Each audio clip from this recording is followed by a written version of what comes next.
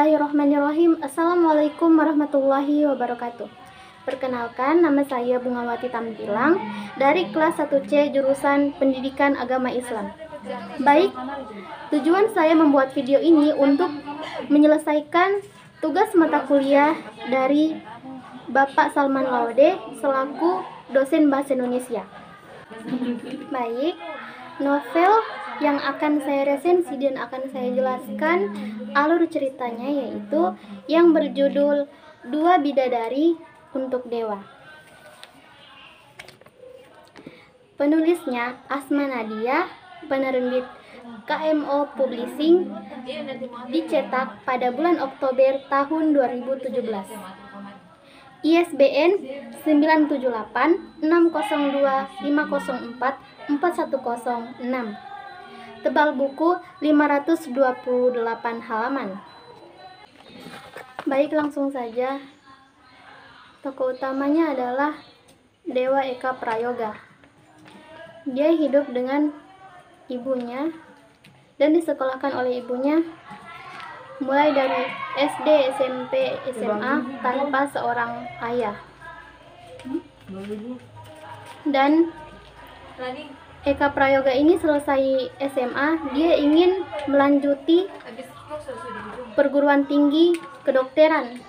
Tetapi ibunya tidak mempunyai biaya yang cukup untuk membiayai Dewa kuliah di kedokteran. Tanpa berpikir panjang, Dewa pun memberhentikan niatnya untuk kuliah di kedokteran karena mengingat ibunya yang tidak cukup biaya untuk mengkuliahkan dia. Jadi Dewa pun melanjuti pendidikannya di kampus Universitas Pendidikan Indonesia UPI Bandung dengan mengambil jurusan kimia. Tidak sampai situ ceritanya.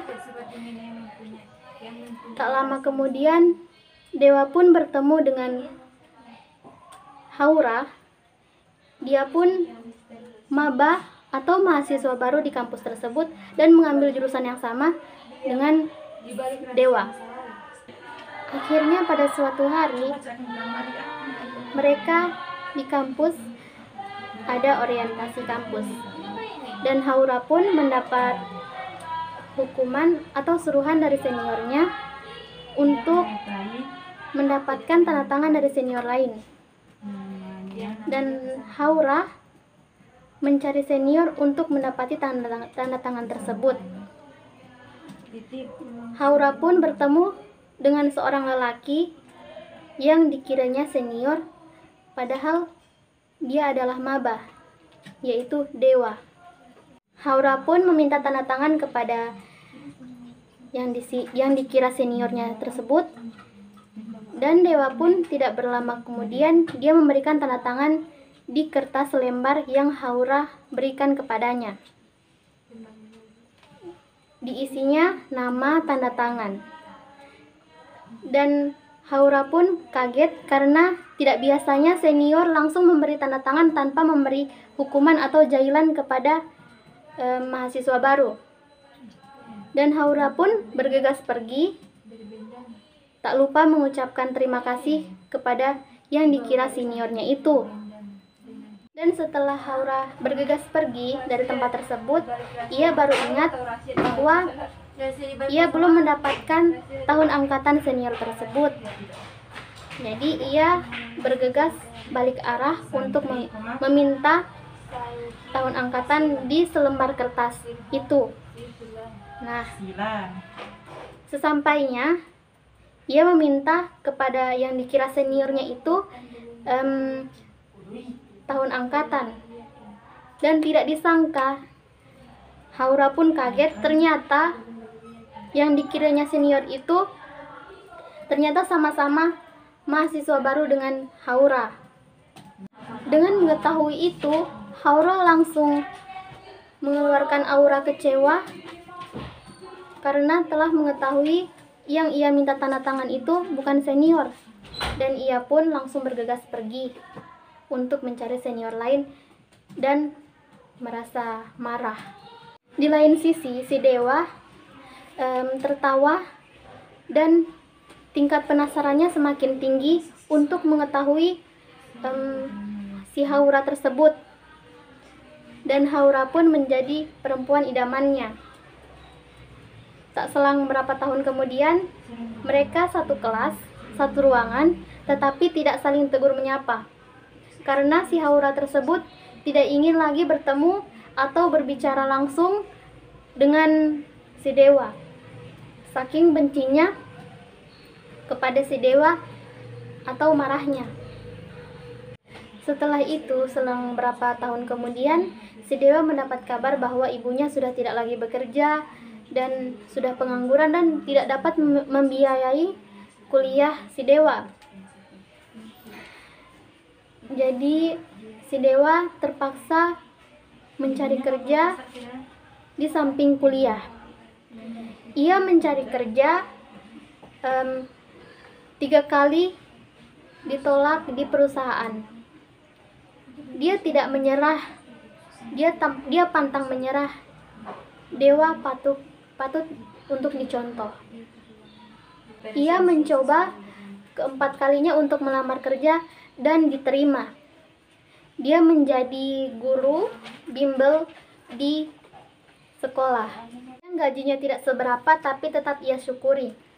Dan selang berapa lama ia bekerja di situ, karena kinerjanya yang bagus, dia diangkat jabatannya dan gajinya naik 5 kali lipat dan mencukupi segala kebutuhannya yang tidak pernah ia capai.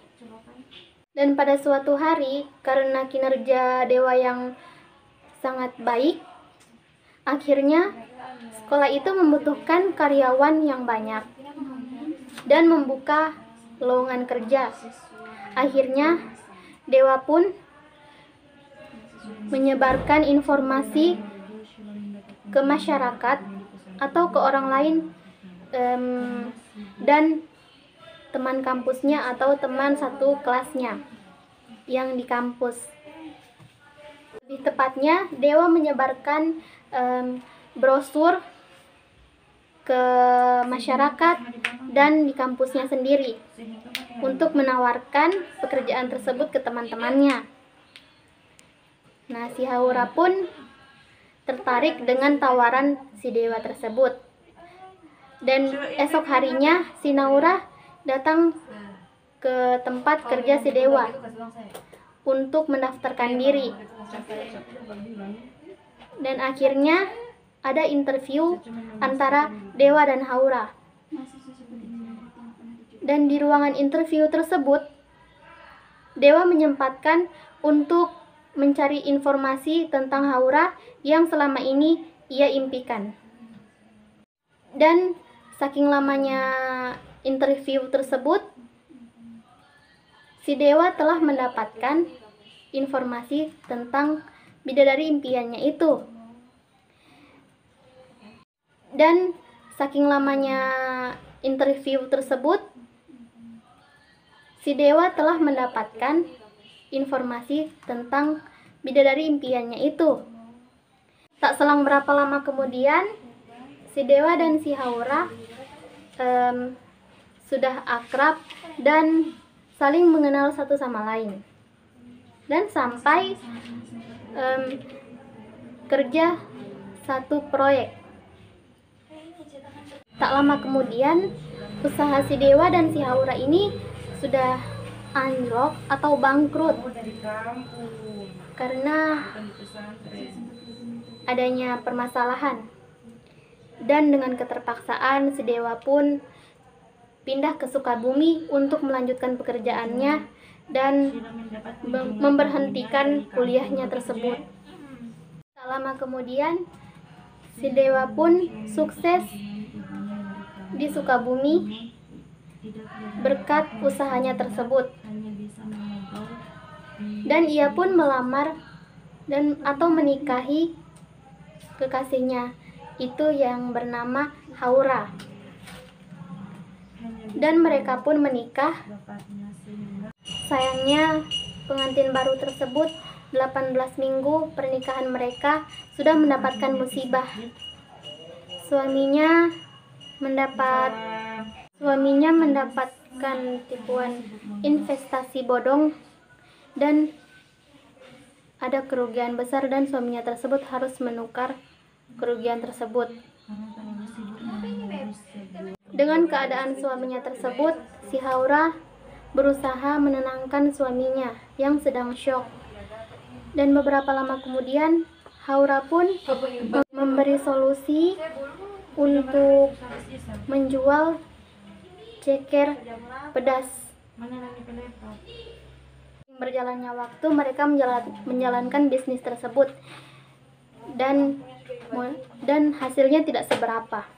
Akhirnya si Dewa pun melanjutkan bakatnya untuk menjadi penulis dan akhirnya mendapatkan biaya untuk menukar segala kerugian yang di investasi bodong tersebut.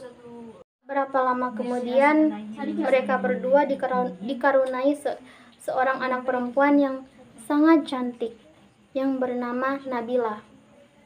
Dan tak lama kemudian, selang berapa tahun setelah mereka dikaruniai seorang anak dan ujian yang bertubi-tubi, akhirnya si Dewa meraih kesuksesannya bersama istri dan anaknya. Demikian dari saya, lebih dan kurangnya mohon dimaafkan. Wabillahi taufik walhidayah. Wassalamualaikum warahmatullahi wabarakatuh.